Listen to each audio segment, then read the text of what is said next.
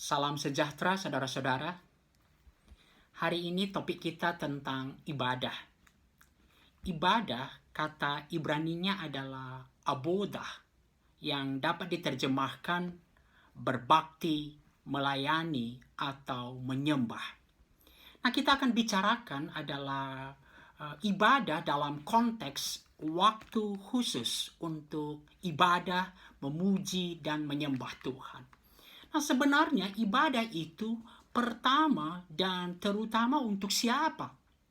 Kita akan memikirkan hal ini dengan merenungkan satu bagian firman Tuhan dari Mazmur 100. Saya akan bacakan buat kita, dan di slide saya akan tampilkan salah satu terjemahan berbahasa Inggris. Mazmur 100. LAI memberikan judul Pujilah Allah dalam baiknya. Mazmur untuk korban syukur. Bersorak-soraklah bagi Tuhan, hai seluruh bumi. Beribadahlah kepada Tuhan dengan sukacita. Datanglah ke hadapannya dengan sorak-sorai. Ketahuilah bahwa Tuhanlah Allah. Dialah yang menjadikan kita dan punya dialah kita, umatnya dan kawanan domba gembalaannya. Masuklah melalui pintu gerbangnya dengan nyanyian syukur, ke dalam pelatarannya dengan puji-pujian. Bersyukurlah kepadanya dan pujilah namanya. Sebab Tuhan itu baik, kasih setianya untuk selama-lamanya, dan kesetiaannya tetap turun-temurun.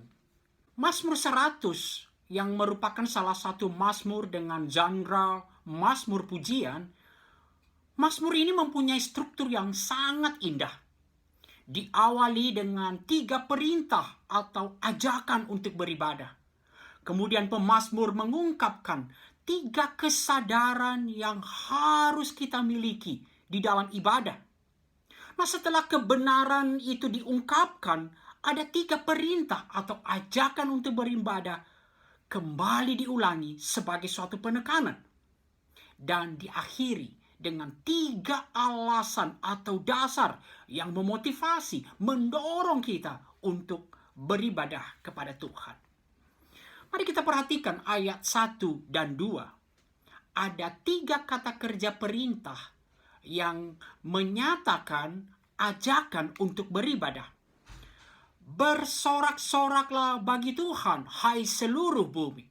Jika kita melihat terjemahan berbahasa Inggris, sebenarnya kata kerja itu adalah buatlah sorak-sorak yang penuh sukacita bagi Tuhan. Yang kedua, beribadahlah kepada Tuhan dengan sukacita, dan datanglah ke hadapannya dengan sorak-sorai atau nyanyian. Ada beberapa frase yang menarik yang mengungkapkan spirit atau semangat ibadah. Bersorak-soraklah, make a joyful noise. Kemudian beribadahlah dengan sukacita, dengan sorak-sorai atau nyanyian. Ini menunjukkan beribadah itu dengan sukacita. Saudaraku, ini soal sikap hati. Ini bukan bicara tentang makin ramai maka makin benar ibadah kita. Ini juga bukan soal sekedar teriak-teriak. Di dalam keheningan pun kita bisa beribadah dengan hati yang melimpah sukacita. Semangat beribadah. Beribadahlah dengan sukacita yang melimpah di hadapan Tuhan. Kemudian frasa hai seluruh bumi. Beribadah memiliki aspek evangelistik. Seluruh bumi dipanggil bersama dengan sorak-sorai untuk beribadah kepada Tuhan. Nah, dari ayat 1 dan 2 ini, ajakan untuk beribadah itu jelas pemazmur nyatakan bagi Tuhan, kepada Tuhan.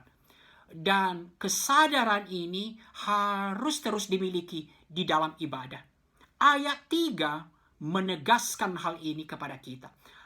Ketahuilah bahwa Tuhanlah Allah.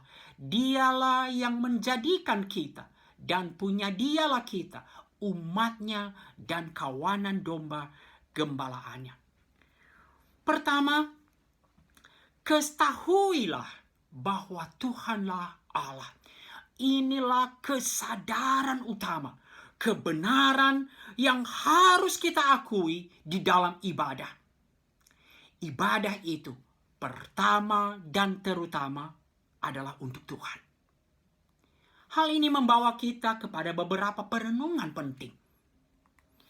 Ibadah itu, kalau kita bicara ibadah sebagai waktu khusus untuk memuji atau menyembah Tuhan, seperti yang kita kenal ibadah kita di hari Minggu atau ibadah personal, tidak bisa dipisahkan dengan kehidupan sehari-hari. Ketika dikatakan ketahuilah bahwa Tuhanlah Allah, Dia adalah Allah dalam seluruh aspek kehidupan kita. Roma 12 ayat 1, karena itu saudara-saudara, demi kemurahan Allah, aku menasehatkan kamu, supaya kamu mempersembahkan tubuhmu sebagai persembahan yang hidup, yang kudus dan yang berkenan kepada Allah. Itu adalah ibadahmu yang sejati. Ibadah, liturgi, tidak bisa dipisahkan dengan kehidupan kita sehari-hari. Itulah ungkapan ibadah yang sejati. Kemudian berbicara tentang sikap di dalam ibadah. Ketahuilah bahwa Tuhanlah Allah. Apakah kita selalu menyadari kita beribadah kepada Allah? Saya mau ambil beberapa contoh dalam ibadah bersama misalnya. Dulu waktu kita masih beribadah di gereja, kalau kita menyadari kita beribadah kepada Allah, mungkinkah kita mempunyai kebiasaan terlambat dan mempunyai pikiran yang penting saya masih mendengar khotbah? Kenapa? Karena kita pikir bagian yang paling penting dalam ibadah itu hanyalah mendengar firman Tuhan. Kita harus belajar melihat ibadah itu secara utuh. Ketahuilah bahwa Tuhanlah Allah. Atau sekarang ketika kita sering beribadah secara daring, jika beribadah itu untuk Allah, maka seharusnya sikap hati kita yang sedikit banyak menentukan sikap lahiriah kita tentunya tidak jauh berbeda ketika dulu beribadah secara on-site. Ketika awal-awal pandemi ini, dalam perbincangan santai ketika mau persiapan ibadah hari Minggu, ibadah keluarga, saya menggunakan baju rapi, celana panjang, dan anak-anak bertanya, kan di rumah aja, kenapa harus rapi? Mungkin ini kita harus perlu evaluasi dan pikirkan. Ibadah itu untuk siapa? Ya, mungkin kita berkata, bukankah yang paling penting sikap hati? Tetapi ketika kita beribadah, mengapa kita menunjukkan ada saat untuk berdiri? Ada saat untuk berlutut? Bukankah sikap lahiriah kita seringkali mencerminkan sikap hati kita di hadapan Tuhan? Bagian yang kita perlu sangat penting pikirkan, apa yang seharusnya menjadi tujuan ibadah penyembahan kita. Saudara-saudaraku, kita mungkin pernah mendengar ungkapan-ungkapan seperti, wow, saya akan beribadah di tempat ini, di sana, musiknya enak, suasananya nyaman, khotbahnya menarik. Tentu tidak salah sepenuhnya. Tetapi apakah yang menjadi pertimbangan utama kita di dalam ibadah? Richard Pratt Jr. dia mengatakan bahwa banyak ibadah masa kini itu dia sebut sebagai upside down worship. Ibadah yang terbalik. Apa artinya? Di dalam beribadah, apa yang kita sebut ibadah saat ini, seringkali kita lebih banyak memikirkan apa yang menyenangkan hati kita. Aku senang nggak? Aku menikmati nggak? Atau apa yang jemaat senang, apa yang jemaat nikmati, apa yang membuat kemudian menarik banyak jemaat, daripada apakah ini menyenangkan hati Tuhan. Atau kita rohanikan, bahasa rohaninya dalam beribadah kita lebih memikirkan apa berkatnya buat saya. Jika kita mengakui ibadah itu utamanya kepada Allah, ketahuilah bahwa Dialah Allah, Dialah yang disembah. Maka evaluasi yang terus kita harus lakukan, terutama adalah bagaimana menyenangkan Dia yang adalah Tuhan di dalam ibadah-ibadah kita. Dan bukan apa yang saya atau jemaat nikmati. Bahkan seorang hamba Tuhan berkata, di dalam ibadah, maka yang menikmati, penonton utamanya adalah Tuhan. Ibadah itu terutama untuk Tuhan. Kesadaran kedua yang harus kita miliki di dalam ibadah, masih ayat 3. Dialah yang menjadikan kita dan punya Dialah kita. Ini kesadaran atau klaim, keyakinan yang kita rasakan dan kita alami di dalam ibadah. Sekilas kata Dialah yang menjadikan kita ini berbicara tentang penciptaan. Namun kalau kita baca kalimat selanjutnya, umatnya dan kawanan domba gembalaannya, maka kita lihat ini lebih dalam lagi, ini berbicara tentang covenant, perjanjian. Ini berbicara Allah sendirilah yang telah memilih dan menjadikan kita umatnya. Dan inilah dasar ibadah kita. Inilah yang harus kita alami di dalam ibadah kita. Inilah keyakinan yang kita harus rasakan di dalam ibadah kita. Bahwa Allah di dalam anugerahnya berinisiatif, memilih, menjadikan kita umatnya. Dan mengikat perjanjian dengan umatnya. Dengan merasakan hal ini, ibadah kita akan menjadi satu ungkapan syukur. Kita akan mengalami terharu dan kagum kepada Allah yang di dalam kerendahan kita memilih dan menjadikan kita umatnya, milik pusakanya. Dan kesadaran ketiga, umatnya dan kawanan domba gembalaannya. Inilah relasi yang kita nikmati di dalam ibadah. Dia yang kepadanya kita beribadah adalah Allah dan gembala kita. Di dalam Alkitab ada dua profil yang paling menonjol dari gembala yang baik. Dan ini berhubungan dengan tindakan yang dilakukan oleh sang gembala yang baik kepada kawanan dombanya. Kalau kita lihat dalam perjanjian lama, misalnya kita lihat dalam Yehezkiel 3:4.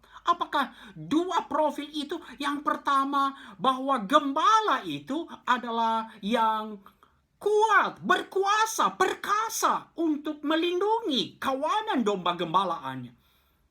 Dan yang kedua, gembala itu kasih, bagaimana gembala yang mengasihi, merawat dan memelihara kawanan domba gembalaannya. Dengan kesadaran bahwa Tuhan sendiri yang menjadi gembala kita umatnya. Dan dalam relasi ini kita menikmati ketenangan, damai sejahtera di tengah-tengah realita hidup yang sering menggoncangkan ini. Di tengah-tengah realita hidup yang sering kali kita tidak pernah bayangkan atau kita tidak pernah harapkan. Jika kita menyadari Allah yang perkasa adalah Allah yang mengasihi kita, adalah gembala kita, apalagi yang tidak cukup. Ibadah pertama dan terutama adalah untuk Tuhan. Namun di dalam ibadah ada aspek perjumpaan dengan Tuhan. Dan ketika mengalami perjumpaan dengan Tuhan, maka di dalam ibadah itu akan membawa ketenangan dan damai sejahtera. Ibadah akan membawa pembaharuan dan pertumbuhan iman. Dan bahkan ibadah akan memberikan kekuatan di dalam menjalani kehidupan ini. Kenapa? Kita tahu, kita beribadah kepada Dia yang adalah Allah dan Gembala kita. Constance M. Cherry dalam bukunya Arsitek Ibadah mendefinisikan kemudian ibadah sebagai perjumpaan dengan Allah. Anugerah yang diinstitusikan Allah bagi gereja supaya umat dapat memelihara relasi dengan Allah. Saudara-saudara terkasih, saya berbicara secara khusus tentang konteks pemuda. Seringkali kita mendengar apa yang menjadi penentu suatu ibadah itu menarik atau tidak. Dan umumnya jawabannya adalah musik.